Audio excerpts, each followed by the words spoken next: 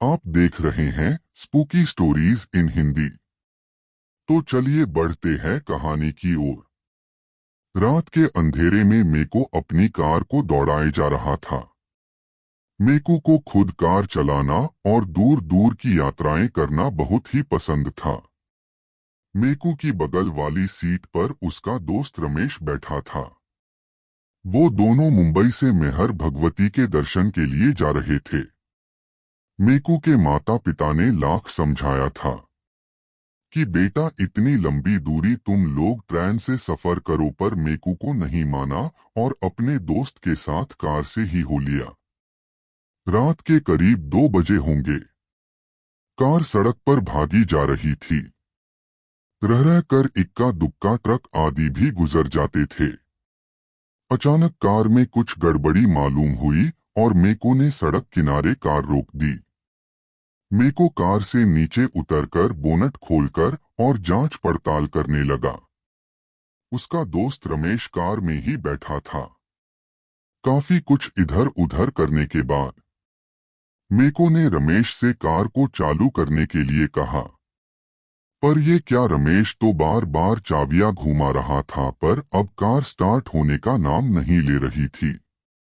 इतनी रात को वो दोनों क्या करें, कुछ समझ में नहीं आ रहा था।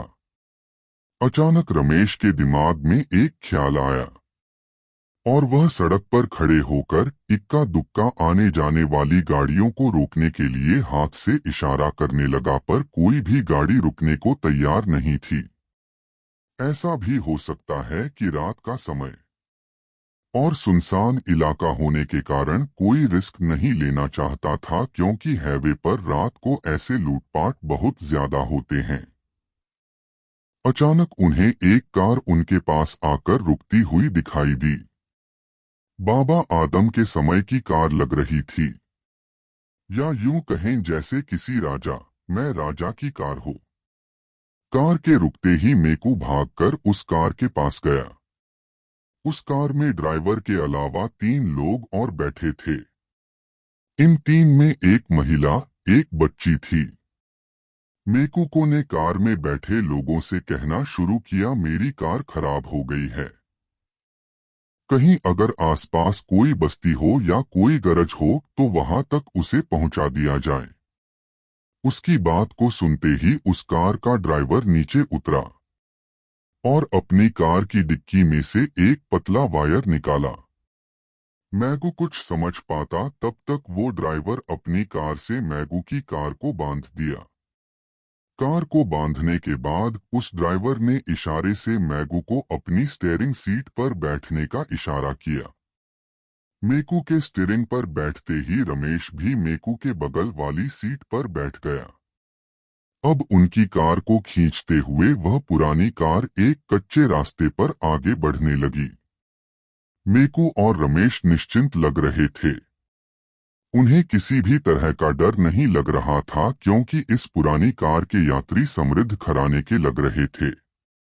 लगभग 15 से 20 मिनट के बाद उनकी कार एक पुरानी हवेली के सामने खड़ी थी। मेकू और कार एक पुरानी हवेली के सामने। मेकू और रमेश अपनी कार से उतर चुके थे। दूसरे कार से उनका ड्राइवर निकला और रूपदार आवाज में बोला, आप लोग अंदर चले जाएं, अभी मैकेनिक बुलाकर आपके कार को ठीक करा दिया जाएगा।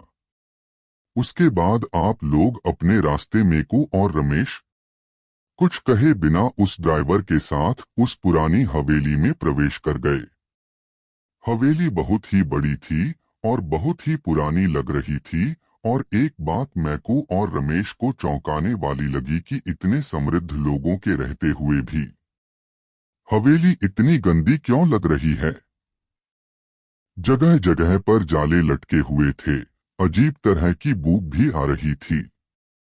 मेकू और रमेश कसकर एक दूसरे का हाथ पकड़े उस पूरे ड्राइवर के पीछे पीछे हवेली के अंदर बढ़ते जा रहे थे। अचानक हाथ में चिराग लिए एक अधेड़ महिला आई, जो कि थोड़ी डरावनी लग रही थी। उसने इशारों ही इशारों में उस ड्राइवर से कुछ कहा। वो ड्राइवर मैकू और रमेश को उस अधेड़ महिला के पीछे जाने का इशारा करते हुए खुद दूसरी तरफ चला गया। वो अधेड़ महिला उन दोनों को लेकर एक बड़े से कमरे में दाखिल हुई। ये कमरा काफी अच्छा था, पर चौंकाने वाली बात तो ये लग रही थी कि इस पुरानी गंदी हवेली में इतना सुंदर और साफ सुथरा कमरा कैसे हो सकता है। वो प्रकाश कहाँ से आ रहा था कुछ पता ही नहीं चल पा रहा था। मेको और रमेश उस कमरे में लगी आलीशान कुर्सियों पर बैठ गए। उनके हाव भाव शुरू हो गए थे, पर अब उन दोनों को बहुत सारी बातें अजीब लग रहे थे। अब उस बड़े कमरे में कम से कम 1215 लोग जमा हो गए थे। कहीं स्वादिष्ट भोजन की खुशबू थी, तो कहीं बैगों का दौर शुरू हो गया था। मेरे को तो आए दिन दूर दूर की यात्राएं करता था, रात बिरात वो कहीं भी चला जाता था। उसे भूत प्रेत पर विश्वास तो था, पर वो एकदम निडर स्वभाव का था। वो अपने आप को शेरावाली का बहुत बड़ा भक्त मानता था और साल में कम से कम 1-2 बार माँ के दर्शन करने जरूर जाता था।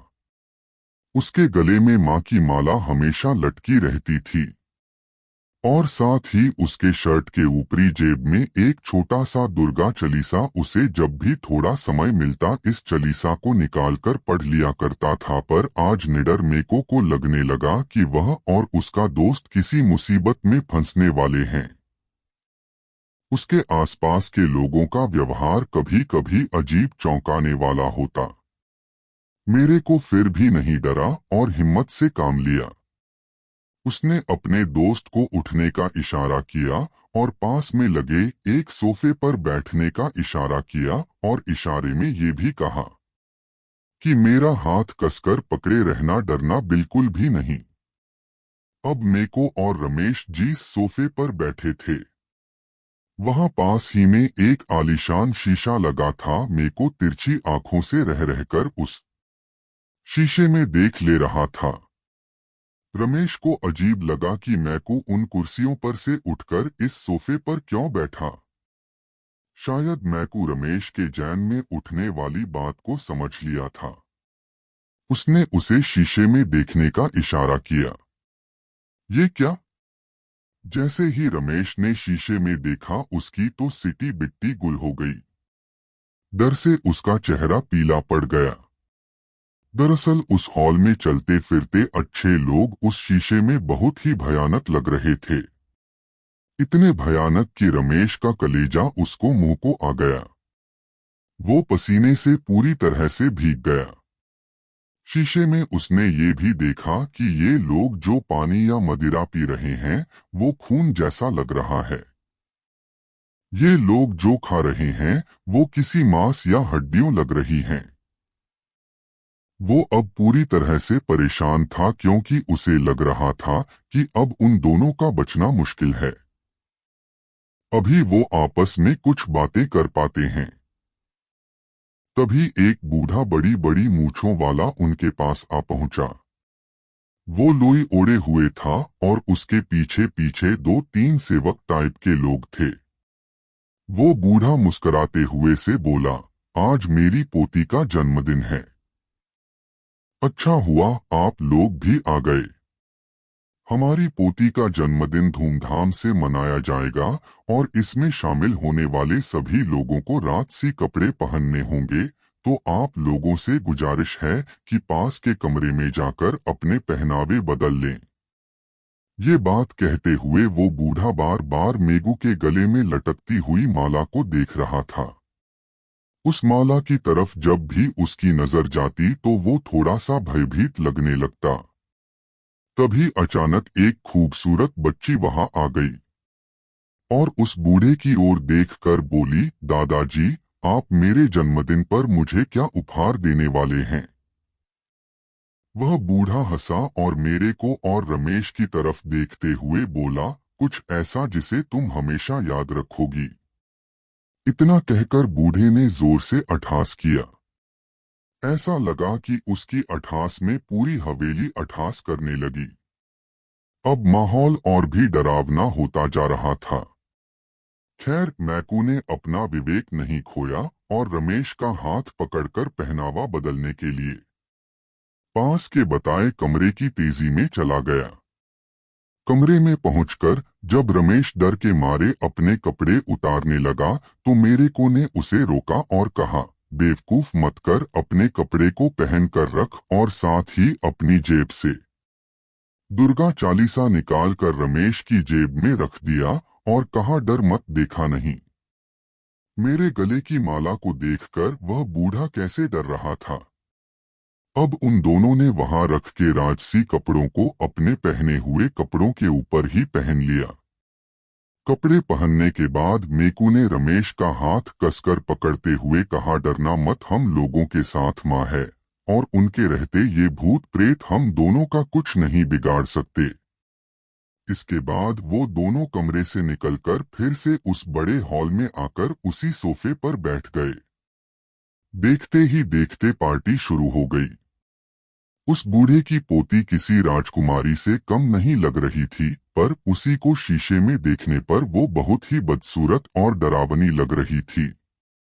उस बच्ची ने खुशी मन से मेगू के पास आई और उसके कंधे पर हाथ रख दी। पर ये क्या? कंधे पर हाथ रखते ही ऐसा लगा कि जैसे उस बच्ची को 440 वोल्ट का करंट लगा। अभी कोई कुछ समझ पाता तब तक वह बहुत दूर जाकर गिर गई। अब तो वहां हड़कंप मच गया। मैं कुछ सब समझ रहा था। उसे लगा कि ये जरूर उसके गले में माले के कारण हुआ है।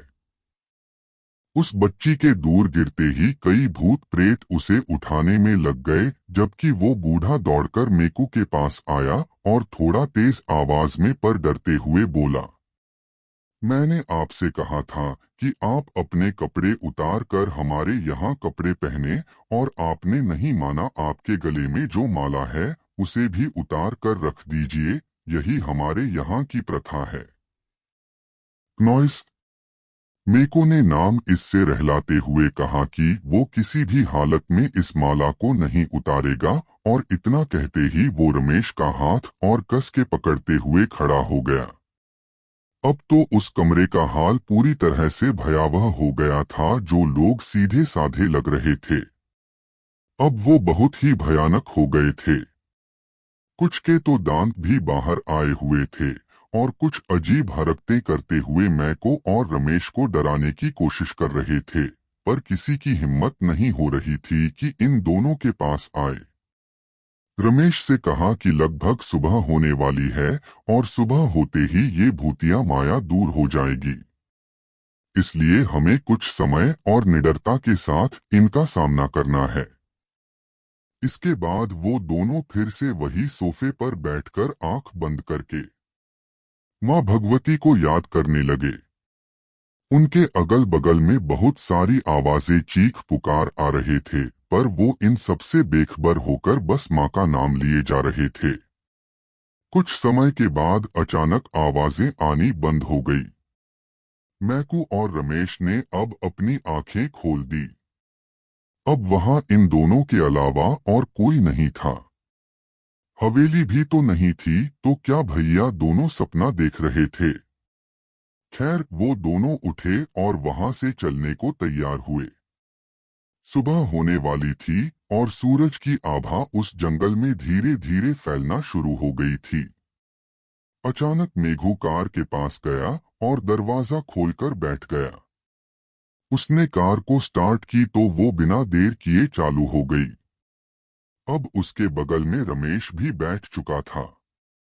वह जंगल से बाहर निकलकर उस कच्चे रास्ते पर होली है और फिर अपने घर। तो दोस्तों, यदि आज की कहानी अगर आपको यह कहानी पसंद आई हो तो वीडियो को लाइक और चैनल को सब्सक्राइब करना ना भूलें। तो मैं आपका दोस्त जल्द ही मिलूंगा आपसे ऐसी ही नई कहानियों के साथ। तब तक के लिए अपना ख्याल रखें।